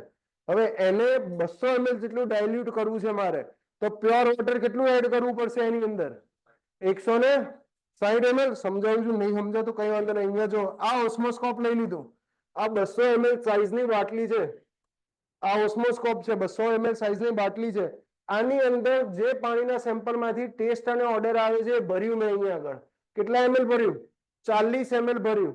અને મારે આખું ફૂલ ભરવું છે, ડાયલ્યુટ કરીને ફૂલ ભરવું છે. તો પ્યોર વોટર આમાં કેટલું એડ કરાવીશું? પ્યોર વોટર કેટલું એડ કરાવીશું આમાં? ત્યારે 200 ml પૂરું થશે. લે 40 + 160 160 ml. 160 ml હું આની અંદર પ્યોર વોટર એડ કરાવીશ. 160 ml પ્યોર વોટર એડ કરાવીશ. તો સિમ્પલ ક્વેશ્ચન પૂછું છું, ડાયલ્યુશન રેશિયો કેટલો થયો? તો ડાયલ્યુશન રેશિયોનું સૂત્ર છે ડાયલ્યુશન રેશિયો. આગળ જ કીધું હતું, test sample divided by diluted sample. Test sample કેટલું છે આમાં? 40 ml છે. અને ડાયલ્યુટેડ સેમ્પલ કેટલું છે? 40 + 160. કેટલું છે ટોટલ? 200 ml છે. તો ડાયલ્યુશન રેશિયો કેટલો આવવાનો? 1/5. કેટલો આવ્યો ભાઈ? 20%. 0.2. 0.2 ડાયલ્યુશન રેશિયો. 20% જેટલો ડાયલ્યુશન રેશિયો આવ્યો. આટલા સુધી બધાને ક્લિયર છે, રાઈટ? હવે આ 200 ml જેટલું ડાયલ્યુટેડ સેમ્પલ કર્યું મેં, પ્યોર વોટર આની અંદર નાખ્યું, આ ડાયલ્યુટેડ સેમ્પલ બનાવ્યું. અગર આની અંદરથી પણ મને સ્મેલ અને ટેસ્ટ આવે છે તો આને ડિસ્કાર્ડ કરી દઈશ. એનો અર્થ શું થયો? કે આ 40 ml જે લીધું હતું એ બહુ વધારે હતું. ઠીક છે? તો હવે હું સેકન્ડ કેસ લઈશ. સેકન્ડ કેસમાં આમાં 40 ml ના બદલે અહીંયા આગળ હું 30 ml લઈશ. એમાં પ્યોર વોટર કેટલું નાખવું પડશે? 170 નાખવું પડશે. આવું ક્યાં સુધી કરતો જઈશ? ઘટાડતો ક્યાં સુધી જઈશ? ટેસ્ટ સેમ્પલ જ્યાં સુધી મને ટેસ્ટ અને ઓર્ડર આવતો બંધ ના થઈ જાય ત્યાં સુધી. લખે છે અહીંયા આગળ જો, intensity of taste and order is reported in terms of threshold order number. TON highlight કરો. ટેસ્ટ અને ઓર્ડર ને શેમાં રિપોર્ટ કરવામાં આવે છે? It is reported in terms of threshold order number, TON. જેનું પૂરું નામ છે threshold odour number, which signifies the dilution ratio, એ શું સિગ્નિફાઈ કરે છે? એ સિગ્નિફાઈ કરે છે ડાયલ્યુશન રેશિયો ને સિગ્નિફાઈ કરે છે. અને ડાયલ્યુશન રેશિયો કોને કહેવામાં આવે? Final volume of diluted sample. અહીંયા આગળ ઊંધું લખાઈ ગયું છે આપણાથી, આ જગ્યાએ ઊંધું થઈ ગયું ભાઈ. ડાયલ્યુશન રેશિયોમાં આ ના આવે. ડાયલ્યુશન રેશિયો ની અંદર અહીંયા આવે ટોટલ ડાયલ્યુટેડ સેમ્પલ નું વોલ્યુમ, ડાયલ્યુટેડ સેમ્પલ નું volume divided by test sample નું વોલ્યુમ. 200 ભાગ્યા શું આવે? આગળ કેટલું હતું? 40 હતું ને, આ આવે 5 ડાયલ્યુશન રેશિયો. ઠીક છે. હવે અહીંયા આગળ અગર 30 રાખું છું અથવા તો 20 રાખું છું, ફોર એક્ઝામ્પલ 20 રાખું છું સેકન્ડ કેસની અંદર, ટેસ્ટ સેમ્પલ નું વોલ્યુમ 20 જેટલું રાખું છું, 20 ml જેટલું રાખું છું, તો આની અંદર પ્યોર વોટર કેટલું નાખવું પડે? 180 ml નાખવું પડે, રાઈટ. અને એ વખતે ડાયલ્યુશન રેશિયો કેટલો થાય? Dilution ratio is equal to diluted sample divided by test sample. 200 ભાગ્યા કેટલું આવે? 20. કેટલું આવ્યું ભાઈ? 10.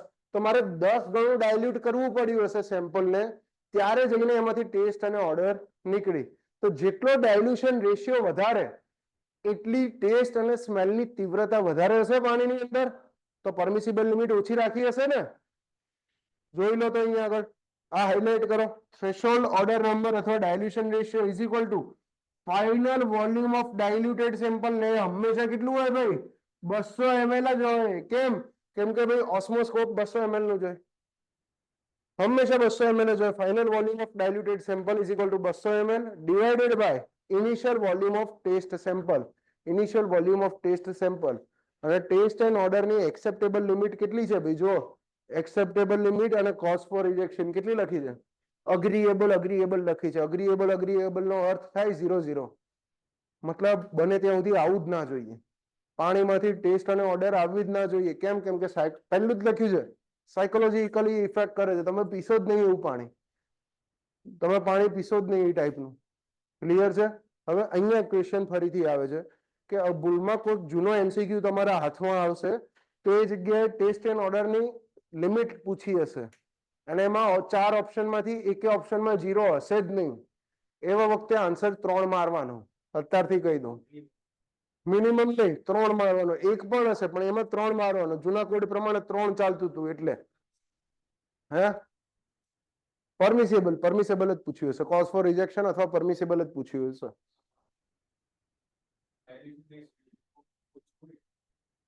એટલું વધારે સારું, એટલી ઓર્ડર ઓછી. ફોર એક્ઝામ્પલ સમજાઈ દઉં, ફરીથી સમજાઈ દઉં, ચિંતા ના કરો, ફરીથી સમજાઈ લઉં. જોઈ લો આ જગ્યાએ કે મેં 200 ml નું સેમ્પલ લીધું. 2 સેમ્પલ છે મારી પાસે, right. Water sample, test sample એ અને ટેસ્ટ સેમ્પલ બી. આની અંદર ટેસ્ટ એન્ડ ઓર્ડર ત્યારે ગાયબ થાય છે સેમ્પલ નંબર એ ની અંદર જ્યારે હું 50 ml જેટલું, કેટલું ભાઈ? 50 ml જેટલું ટેસ્ટ સેમ્પલ લઉં અને આની ઉપરનું પાણી કેટલું નાખવું પડશે? પ્યોર વોટર કેટલું નાખવું પડશે આમાં? 150 ml જેટલું, 150 ml જેટલું, રાઈટ. તો આ વખતે ડાયલ્યુશન રેશિયો કેટલો થશે? Dilution ratio is equal to diluted sample divided by શું આવે? ટેસ્ટ સેમ્પલ આવે. કેટલું છે ટોટલ? 200 ભાગ્યા ટેસ્ટ કેટલું છે? 50 છે. શું આવે ડાયલ્યુશન રેશિયો? 4. હવે અહીંયા આગળ સેકન્ડ લઉં છું. આ સેમ્પલ બી સેમ્પલ લઉં છું. આ બી સેમ્પલ લઉં છું 20 ml જેટલું, 20 ml જેટલું. અને આની અંદર મારે કેટલું એડ કરવું પડશે? પ્યોર વોટર 180 ml, 180 ml જેટલું એડ કરવું પડશે. અહીંયા લખી દેવા દો ટેસ્ટ સેમ્પલ 20 ml. અને આનો ડાયલ્યુશન રેશિયો કેટલો નીકળશે ભાઈ? ડાયલ્યુશન રેશિયો કેટલો નીકળશે? ડીઆર ઇઝ ઇક્વલ ટુ 200 ભાગ્યા 20. કેટલો નીકળ્યો? 10. આ બંને કેસ કેવા છે? લિમિટિંગ કેસ છે. એનો અર્થ શું કહેવા માંગુ છું કે આ સેમ્પલ એ અહીંયા લીધું છે, સેમ્પલ બી મેં આમાં લીધું છે. તો સેમ્પલ એ માં અગર આનાથી ટેસ્ટ સેમ્પલ નું વોલ્યુમ વધારું તો મને સ્મેલ આવે છે ડાયલ્યુટેડ સેમ્પલમાંથી. અગર ટેસ્ટ સેમ્પલ નું વોલ્યુમ આનાથી વધારું 50 થી વધારે તો ડાયલ્યુટેડ માંથી સ્મેલ આવે છે. સેમ ગોઝ ફોર અહીંયા આગળ કે 20 થી આનું વોલ્યુમ વધારું ટેસ્ટ સેમ્પલ નું બી વાળા કેસમાં તો મને એમાંથી સ્મેલ આવે છે. તો મને સિમ્પલ જોઈને કહો કે બંનેમાંથી કોનામાં ટેસ્ટ અને ઓર્ડર વધારે આવતો હશે? સેમ્પલ એ માં અથવા સેમ્પલ બી માં? શેમાં? બી માં. એક્ઝેક્ટલી સેમ્પલ બી ની અંદર આવતું હશે. કેમ? કેમ કે તમારે એનું ડાયલ્યુશન કેટલા ગણું કરવું પડે? 10 ગણું સેમ્પલ નું ડાયલ્યુશન કરવું પડ્યું. જ્યારે અહીંયા કેટલા ગણું કામ થઈ ગયું તમારું? 4 ગણા ડાયલ્યુશનમાં કામ થઈ ગયું. ક્લિયર છે આ વસ્તુ? યસ, કમ્પેરેટિવ જવાબ આવે, કમ્પેરેટિવ જવાબ આવે. એબ્સોલ્યુટ જવાબ તો 0 જ આવે ભાઈ. એબ્સોલ્યુટ જવાબ 0 એનો મતલબ શું છે કે અગર જ્યારે હું આ વસ્તુ 0 કરાવડાવું છું, અહીંયા આગળ એવું કહું છું કે ડાયલ્યુશન રેશિયો 0 હોવો જોઈએ, એનો મતલબ શું છે કે ડાયલ્યુશન સેમ્પલ 0 હોવું જોઈએ. મતલબ કે આખું મારું ટેસ્ટ સેમ્પલ થી ભરેલું હોવું જોઈએ. એમાં જ મને ટેસ્ટ અને સ્મેલ ના આવી જોઈએ. આઈડિયલી આ વસ્તુ હોવી જોઈએ. ઠીક છે. અને લિમિટ પણ આપણી આઈએસ કોડની એ જ કહે છે. હે ના, પણ સેમ્પલ માંથી સ્મેલ અને ઓર્ડર આવવી જ ના જોઈએ. વોટર સેમ્પલ માંથી કહેવાનો અર્થ એ છે આઈડિયલી વોટર સેમ્પલ માંથી ટેસ્ટ અને ઓર્ડર આવવી જ ના જોઈએ. ક્લિયર છે આ જગ્યાએ? ટેસ્ટ અને ઓર્ડરમાં એક્ઝામમાં ક્વેશ્ચન શું પૂછે છે? ટીક કરેલો છે. વન ઇઝ ઓસ્મોસ્કોપ અને સેકન્ડ ઇઝ મેજરમેન્ટ માટેનો યુનિટ કયો? Threshold odour number, TON. અને આ TON શું છે? TON એ ડાયલ્યુશન રેશિયો છે. અમુક જગ્યાએ ક્વેશ્ચન ડાયરેક્ટ મેં કરાયા ને એવા ક્વેશ્ચન પૂછી લે છે કે એનો થ્રેશોલ્ડ ઓર્ડર નંબર કહો, TON ની વેલ્યુ કહો, ડાયરેક્ટ જ પૂછે છે. જીપીએસસી માં પૂછાયેલો છે ક્વેશ્ચન, એ કહી દઉં તમને. એમાં ટેસ્ટ સેમ્પલ 40 ml આપ્યું હતું, ઠીક છે, અને ઓસ્મોસ્કોપની કેપેસિટી 200 ml લખી દીધી હતી. તો પૂછ્યું હતું કે થ્રેશોલ્ડ ઓર્ડર નંબર કેટલો થાય? શું કર્યું તમે? 200 ભાગ્યા 40 કર્યું, બસ આ 5 આન્સર ઓપ્શનમાં એ શોધવાનો. પણ એ વખતે એ મોમેન્ટે ક્લિક થવું જોઈએ કે ડાયલ્યુટ આ રીતે કરવાનું છે. ઠીક છે. નેક્સ્ટ જો ટેમ્પરેચર પર આવી ગયા. ટેમ્પરેચર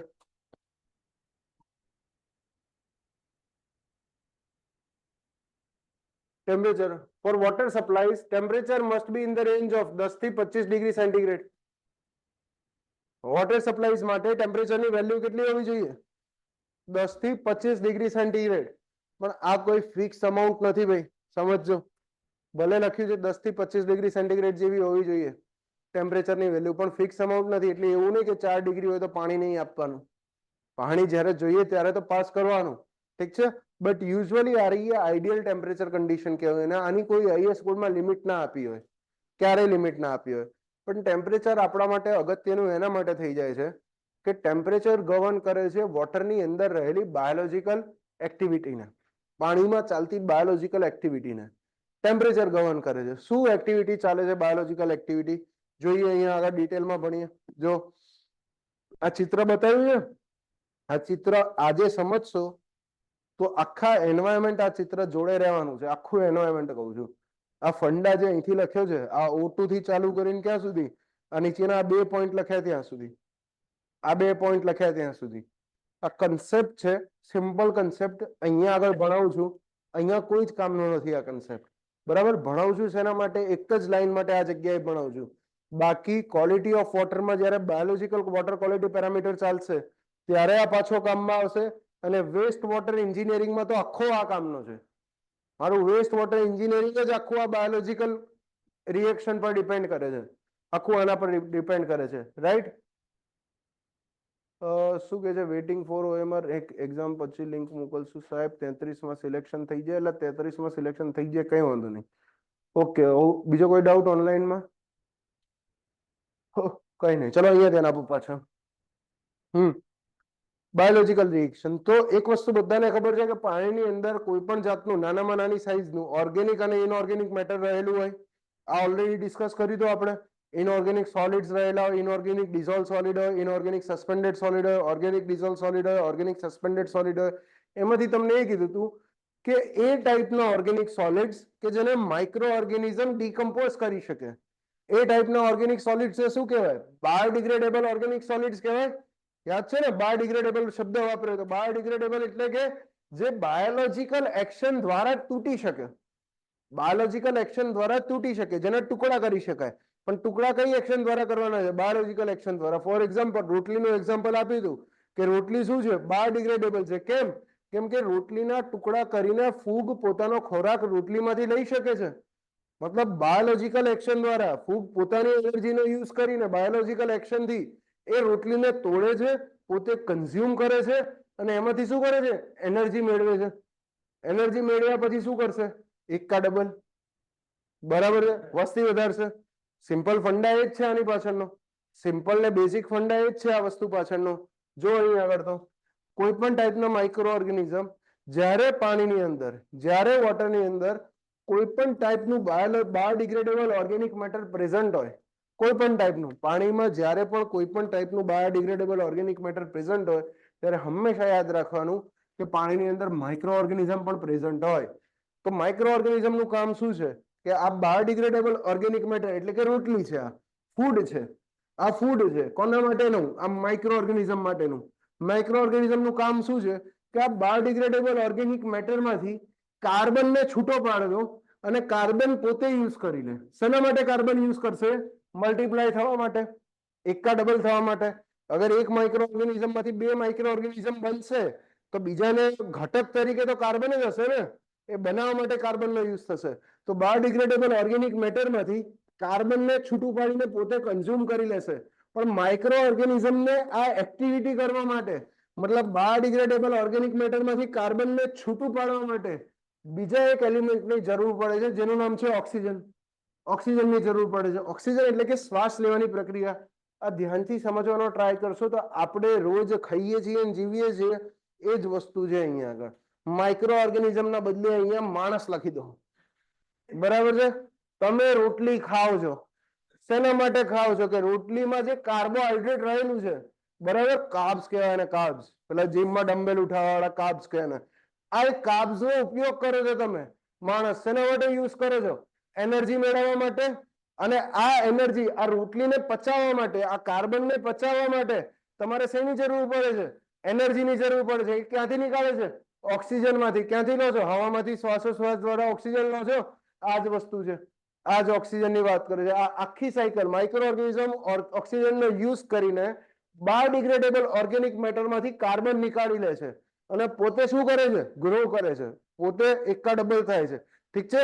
પણ જ્યારે બાયોડિગ્રેડેબલ ઓર્ગેનિક મેટરમાંથી કાર્બન નીકળી ગયો ત્યારે અમુક કચરો છે, બાકીનો કચરો છે, કાર્બન સિવાયની વસ્તુઓ છે, નાઇટ્રોજન છે, ફોસ્ફરસ છે, આ બધું વસ્તુ રહેલી છે બાયોડિગ્રેડેબલ ઓર્ગેનિક મેટરમાં. એ બધી વસ્તુ રહી જાય છે અને એ જ વસ્તુને કહીએ છીએ બાય પ્રોડક્ટ અથવા તો બાયોમાસ.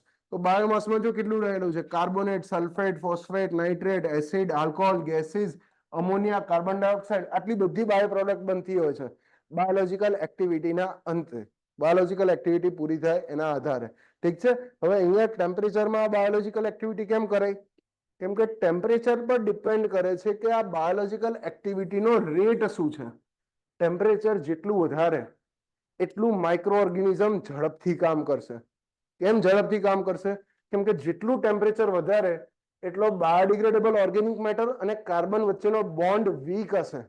વીક હશે એટલે કે નબળો હશે. તો માઇક્રો ઓર્ગેનિઝમ ઇઝીલી કાર્બનને ખાઈ શકશે, ઝડપથી કાર્બનને ખાવા લાગશે. ઠીક છે? તો એના માટે ટેમ્પરેચરમાં આ વસ્તુની વાત કરી. હવે વાર્તા વાંચો, ઉપરથી વાર્તા વાંચવાનું ચાલુ કરી. જો તો ટેમ્પરેચર અફેક્ટ્સ, હાઇલાઇટ કરો, the rate of both chemical and biological reaction. Temperature chemical અને બાયોલોજીકલ રિએક્શન બંનેના રેટને અફેક્ટ કરે છે. અને બાયોલોજીકલ રિએક્શન શું છે? Microorganisms consumes biodegradable organic matter in the presence of oxygen to utilize carbon from it. આ જ વસ્તુને કહેવાય છે ભાઈ બાયોલોજીકલ રિએક્શન. અને આ જ વસ્તુ શબ્દમાં લખી છે ઉપર બાયોલોજીકલ રિએક્શન શું છે. એન્ડ પ્રોડક્ટને કહેવામાં આવે બાયોમાસ. ને નીચે આવી જાઓ. એઝ ધ ટેમ્પરેચર ઇન્ક્રીઝ, જેમ જેમ ટેમ્પરેચર વધે છે એમ એમ the bond of carbon in biodegradable organic matter weakens. આ જે બોન્ડ છે કાર્બનનો બાયોડિગ્રેડેબલ ઓર્ગેનિક મેટર જોડેનો એ નબળો પડે છે વધતા ટેમ્પરેચર સાથે. This increase in the rate of carbon utilization consumption by microorganism. આ કાર્બન જોડેનો બોન્ડ નબળો પડ્યો એના કારણે માઇક્રો ઓર્ગેનિઝમ કાર્બનનો યુટિલાઇઝેશનનો રેટ વધારે છે, મતલબ કાર્બન ઝડપથી કન્ઝ્યુમ થવા લાગે છે, which ultimately increases the rate of decomposition of organic matter. જે અલ્ટિમેટલી શું વધારે છે? ઓર્ગેનિક મેટરના ડિકમ્પોઝિશનનો રેટ વધારે છે, મતલબ આ ઓર્ગેનિક મેટર ઝડપથી ડિકમ્પોઝ થાય છે. રાઈટ? અને નીચે લખે છે higher carbon consumption rate by micro organism also increases their rate of reproduction. અગર કાર્બન કન્ઝમ્પશન વધારે છે તો માઇક્રો ઓર્ગેનિઝમનો રિપ્રોડક્શન રેટ પણ વધારે છે, મતલબ માઇક્રો ઓર્ગેનિઝમ ઝડપથી 1 ના 2, 2 ના 4 થશે. Right? By cell division, which also reduces the oxygen concentration and increase the biomass production. અગર માઇક્રો ઓર્ગેનિઝમ વધશે, જેમ જેમ માઇક્રો ઓર્ગેનિઝમ વધવા લાગ્યા આ ફૂડ કન્ઝ્યુમ થવા લાગ્યું, આ ફૂડ ઘટવા લાગશે, માઇક્રો ઓર્ગેનિઝમ વધવા લાગશે અને પાણીમાંથી જે ડિઝોલ્વ થયેલું ઓક્સિજન છે એ પણ ગાયબ થવા લાગશે. રાઈટ? તો આ બેઝિક ફંડા છે ને આની ડિટેલ વાર્તા આગળ કરવાની આવશે બાયોલોજીકલ વોટર ક્વોલિટી પેરામીટર્સ ની અંદર. તો ટેમ્પરેચરમાં શું હતું? ટેમ્પરેચર શેના ઉપર ડિપેન્ડ કરે છે? મતલબ ટેમ્પરેચર કેમ જરૂરી છે, અગત્યનું કેમ છે? કેમ કે ટેમ્પરેચર ગવર્ન કરે છે આ બાયોલોજીકલ રિએક્શનના રેટને ટેમ્પરેચર ગવર્ન કરે છે એટલે. ક્લિયર છે આટલે સુધી? તો જો ફિઝિકલ વોટર ક્વોલિટી પેરામીટર પત્યા, બધાની લિમિટ આ રીતે લખીને યાદ રાખવાની, બધાની લિમિટ. સસ્પેન્ડેડ સોલિડમાં ના પાડી હતી કે સસ્પેન્ડેડ સોલિડની આઈએસ કોડની પોતાની કોઈ લિમિટ નથી, રાઈટ?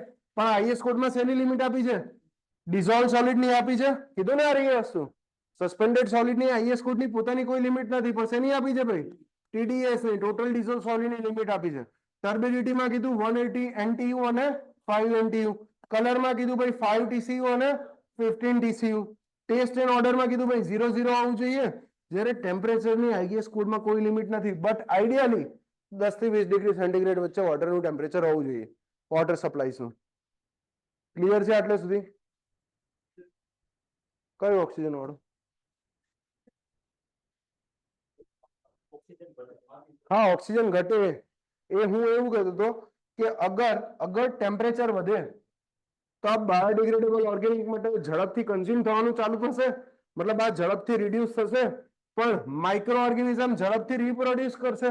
હવે માઇક્રો ઓર્ગેનિઝમ જેમ જેમ વધ્યા એમ એમને સર્વાઈવલ માટે ઓક્સિજન તો જોઈશે ને, બેઝિક ઓક્સિજન. તો પાણીમાંથી ડિઝોલ્વ ઓક્સિજન વધારે ઝડપથી વપરાવા લાગશે અને પાણીમાંથી ડિઝોલ્વ ઓક્સિજન ઓછો થતો જશે. તો જો જેટલું ગંદુ પાણી હશે, નાળાનું પાણી જે જગ્યાએ નદીમાં ભેગું થતું હશે, એ બધી જગ્યાએ પાણીની અંદર ઓક્સિજન હશે જ નહીં, કાળા કલરનું પાણી હશે. બરાબર છે? ડાર્ક થશે, ગ્રે કલરનું વોટર થશે. ઇવન તમે સીવેજનું પાણી પણ જો, સીવેજના વોટરને ગ્રે વોટર પણ કહેવામાં આવે છે. ઠીક છે? ક્યારેક ગટર ઉભરાતી હોય તો જોજો, ગટર ઉભરાતી હોય તો એનું પાણી જોજો, એનો કલર કેવો હશે? ગ્રે કલરનો હશે. પાણીમાંથી ઓક્સિજન ગાયબ થઈ ગયો છે, ઓલમોસ્ટ જતો રહ્યો છે જ નહીં, બચ્યો જ નથી. કેમ? કેમ કે સીવેજના વોટરની અંદર શું હોય છે? સીવેજમાં મેજર ઇમ્પ્યોરિટી કઈ છે? મેઇન ઇમ્પ્યોરિટી કઈ છે? આ જ છે, ઓર્ગેનિક મેટર જ છે મેજર ઇમ્પ્યોરિટી સીવેજની અંદર, રાઈટ? નેચરલ વોટરની અંદર મેજર ઇમ્પ્યોરિટી કઈ છે? મતલબ વોટર સપ્લાયમાં આપણે પાણી માટે જે પાણીને ટ્રીટ કરીએ છીએ, ડેમમાંથી આપણે પાણી નીકાળીએ છીએ અને એ પાણીને ટ્રીટ કરીએ છીએ, એની મેજર ઇમ્પ્યોરિટી ઇનઓર્ગેનિક મેટર છે. કેમ કે એની અંદર સોઇલ છે, સિલ્ટ છે, બીજો બધો કચરો છે, એ ઇનઓર્ગેનિક ટાઈપની ઇમ્પ્યોરિટી છે. જ્યારે સીવેજની અંદર શું છે? ઓર્ગેનિક ટાઈપની ઇમ્પ્યોરિટી, હ્યુમન એક્સ્ટ્રેટા છે, રસોડાનો કચરો છે, ફૂડ પિલ્સ છે, બરાબર છે, ઓઇલ છે, આ બધું તમે એડ કરાવો છો. આ બધું કયા નેચરનું છે? ઓર્ગેનિક નેચરનું છે. જેવું પાણીમાં ઓર્ગેનિક નેચરની વસ્તુઓ એડ કરાવશો ને, એ પણ કેવી બાયોડિગ્રેડેબલ ઓર્ગેનિક નેચરની, તરત જ માઇક્રો ઓર્ગેનિઝમ દોડતા આવશે અને ડીકમ્પોઝ કરવા લાગશે. હવે અહીંયા બાયોમાસમાં પણ મેં કીધું, બાયોમાસમાં 2 લાઈન લખી છે ને, ઠીક છે? આ 2 લાઈન લખવાનો પર્પઝ એ છે કે આ જે પહેલું બાયોમાસ છે એ ત્યારે પ્રોડ્યુસ થાય જ્યારે એરોબિક ડીકમ્પોઝિશન થાય ત્યારે, મતલબ ઓક્સિજન હંમેશા મળતું હોય ત્યારે. શું સીવેજમાં હંમેશા ઓક્સિજન મળવાનું છે? ના, નહીં મળવાનું. કેમ? કેમ કે સીવેજ તો બંધ છે. એક ઓક્સિજન મળ્યું હતું, એ પૂરું થઈ ગયું, મતલબ ઓક્સિજન ખાલી થઈ ગયું. જ્યારે ઓક્સિજન ખાલી થઈ ગયું ત્યારે કયા ટાઈપના માઇક્રો ઓર્ગેનિઝમ આવે? Anaerobic micro organism. નામ સાંભળ્યું છે ને? એરોબિક પ્રોસેસ ને એનએરોબિક પ્રોસેસ. એનએરોબિક પ્રોસેસ એટલે હવાની ગેરહાજરીમાં કામ કરે એવું સાંભળ્યું નામ. બધાનું સાયલેન્સર કાઢીને પાછળ નાખી દેવાનું, ધ્વનિ પ્રદૂષણ. બરાબર? એનઓર્ગેનિક ડીકમ્પોઝિશન કરે. તો સીવેજની અંદર એનએરોબિક ડીકમ્પોઝિશન થાય છે ત્યારે હવાની ગેરહાજરીમાં થાય, અને એ વખતે શું પ્રોડ્યુસ થાય? એસિડ, આલ્કોહોલ, ગેસીસ, NH3, અને ગેસીસ ની અંદર કીધું મેજર ગેસ H2S. બરાબર છે? એના કારણે સીવેજમાંથી સ્મેલ આવે આપણને. ઠીક છે? કે ડીકમ્પોઝિશન થયેલું હોય છે. કેવું ડીકમ્પોઝિશન થયેલું હોય? એનએરોબિક ડીકમ્પોઝિશન થયેલું હોય. ક્લિયર છે? અત્યાર સુધી કોઈને કઈ ડાઉટ? હે? કયા બે? ના ના, ઉપરનું એરોબિક, નીચેનું એનએરોબિક આવશે આગળ. બાયોલોજીકલ વોટર ક્વોલિટી પેરામીટરમાં ડિટેલમાં આવશે. ઠીક છે? કેમિકલ વોટર ક્વોલિટી પેરામીટર ચાલુ કરો કે આજે આટલું રાખવું છે? આટલું રાખો, આટલું. સમજી ગયો ભાવના, સમજી ગયો તમારી. બરાબર છે? કેપેસિટી ઓછી તમારી.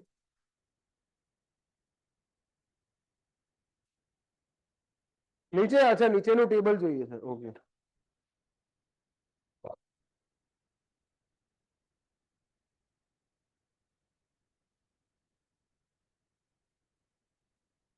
જો આજે ભલે આપણે ટાઈમમાં વધારે કવર કર્યો, પણ ધીમે ધીમે ભણ્યા છીએ. બરાબર છે? પ્રેમથી ભણીએ, કેમ કે સવારે 2 ટાઈમ આવવાનું હતું. નહીંતર સવારના એકલા 3 કલાક મોર્નિંગમાં 7:30 થી 11 વાગ્યા સુધીનો ટાઈમ લઈએ તો એકલું physical water quality parameter enough હતું પૂરું થવા માટે. બરાબર, આજે ટાઈમ લીધો ઇજ્જતથી. આવતીકાલે 7:30 જ લેક્ચર હશે, બરાબર છે. 10:30 સુધી 7:30 10:30 અને કેમિકલ વોટર ક્વોલિટી પેરામીટર ચાલુ કરશું. હજી મારે કેમિકલ વોટર ક્વોલિટી પેરામીટર પૂરા કરતા 2 દિવસ જોઈશે, આવતીકાલે અને પરમ દિવસે. આલ્કાનિટી હાર્ડનેસ એટલે એક આખો દિવસ રહેશે. કાલે આલ્કાનિટી, એના પછી હાર્ડનેસ અને એક્સ્ટ્રા ત્રીજી વસ્તુ. યસ, 3 દિવસ આ ચેપ્ટર ચાલશે હજી. મતલબ કાલે પરમ દિવસે બુધવાર સુધી આ રીતે ચાલશે અને પછી ટ્રીટમેન્ટ ચાલુ કરશું. ઓકે સર, આ પીડીએફ ગ્રુપમાં મોકલજો ને. ઓકે યસ, મોકલી દઉં. આખી પીડીએફ ગ્રુપમાં મોકલી દઉં, એન્વાયરમેન્ટ વાળી. ઠીક છે. હા,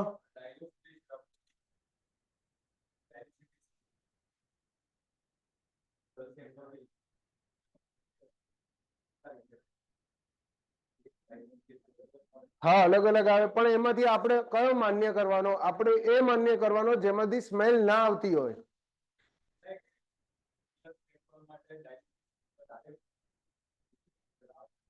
ના, ઓર્ડર આવે કે ના આવે, કયા રેશિયોમાં, કયા ડાયલ્યુશનમાં ઓર્ડર આવે છે કે નથી આવતી, એના આધારે આપણે ફાઇન કરીએ છીએ. જો પ્રોસેસ ફરીથી સમજાવું કઈ રીતે ચાલુ કરીએ છીએ. ઓસ્મોસ્કોપ લીધું, સૌથી પહેલા હું 200 ml આખું ઓસ્મોસ્કોપ ભરી દઈશ. શેનાથી? ટેસ્ટ સેમ્પલથી. સ્મેલ કરીશ, સ્મેલ આવે છે એનો મતલબ કે ટેસ્ટ સેમ્પલમાં સ્મેલ રહેલી છે અને મારે માપવું છે કે કેટલી સ્મેલ છે. 200 ml આવે છે, પછી હું શું કરીશ? 200 ના બદલે 100 ભરીશ. 100 ટેસ્ટ સેમ્પલ ભરીશ અને 100 જેટલું પાણી નાખીશ. તો મારું ડાયલ્યુશન રેશિયો કેટલો થયો? 200/100. 2 જેટલો થયો. સ્મેલ કરીશ, હજી સ્મેલ આવે છે, મતલબ શું કરવું પડશે? ટેસ્ટ સેમ્પલની ક્વોન્ટિટી ઓછી કરતા જવી પડશે. માની લો કે હવે 200 ના પહેલા 100 લીધું હતું પછી પાછો 50 લઈ ગયો, ત્યારે ડાયલ્યુશન રેશિયો કેટલો થયો? 4 જેટલો થયો. અગર ટેસ્ટ સેમ્પલ 50 લઈશ તો 200/50 એટલે કેટલું થયું? 4 જેટલો થયો ને. અગર ત્યારે ટેસ્ટ અને સ્મેલ નથી આવતી, એનો અર્થ શું થયો? કે મારા એ ટેસ્ટ સેમ્પલનો થ્રેશોલ્ડ ઓર્ડર નંબર એટલે કે ડાયલ્યુશન રેશિયો 4 છે. 4 જેટલું 4 ગણું ડાયલ્યુશન કરવું પડે છે મારે, ત્યારે એની અંદરથી ટેસ્ટ અને સ્મેલ ગાયબ થાય છે. બરાબર છે, તો એનો થ્રેશોલ્ડ ઓર્ડર નંબર 4 કહેવાય. તો આ રીતે ટીઓએન નક્કી થાય છે.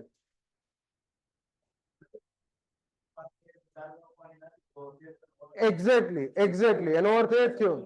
50 ml હોય, 50 ml અગર છે ના, 4 ગણું નહીં, મારે એનું 4 ગણું પાણી બનાવવું પડે પ્યોર વોટર નાખીને.